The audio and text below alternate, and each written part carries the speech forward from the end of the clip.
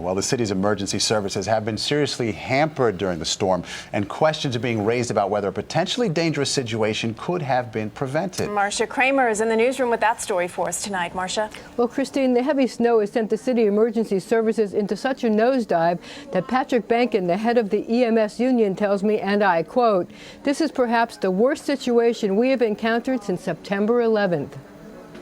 Please, please, please refrain from driving. Mayor Bloomberg has asked New Yorkers not to drive and not to call 911 unless it is an absolute emergency, because the snow has made emergency response difficult, thrown the system into chaos. This afternoon, there was a backup of 1,400 emergency calls, EMS sources said. There was a 3-hour wait to get an ambulance to critical calls like cardiac arrests and trauma, and lower priority EMS calls were being held up to 12 hours before an ambulance could get there.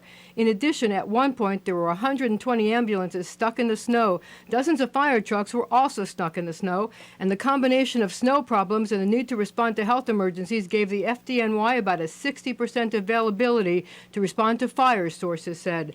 A dramatic example of the chaos in the city emergency services system was what happened to a Queens woman suffering an asthmatic attack. Engine 289 got to her house and spent 10 hours with her, waiting in vain for an EMS ambulance to show up.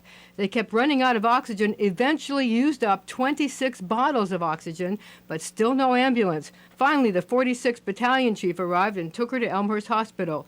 EMS and fire sources questioned why the city didn't call a snow emergency to keep cars off emergency streets and make it easier for emergency vehicles and snowplows to get around.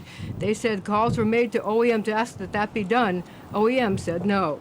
We did not want to move more cars out during the storm into the middle of roads to get stuck. Mayor Bloomberg got very defensive when I tried to ask him about the long delays. At first, he tried to say everything was back to normal at a time when EMS sources said there were 1,400 calls on hold. Yeah, they're pretty much back to normal as we clean streets. If you have a street that we can't plow because there are cars that we have to tow, pardon? Emergency service calls, ambulance calls. Yes, I just said.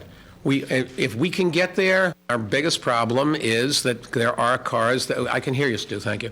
There are cars that we have to first tow, and if people hadn't driven, they wouldn't have gotten stuck. Yes, we're trying to get everybody to have a question. Yes, sir. We're always concerned about any backlog. You can rest assured it is our #1 priority. Thank you. Well, the situation is so bad that Senator Carl Krueger of Brooklyn is demanding hearings into, and I quote, "the highly disturbing news that EMS is on a 3-hour delay for critical cases." And EMS officials suggest that there will be further evaluations of how to handle the situation better as the weeks go on. Live in the newsroom, I'm Marcia Kramer, CBS 2 News.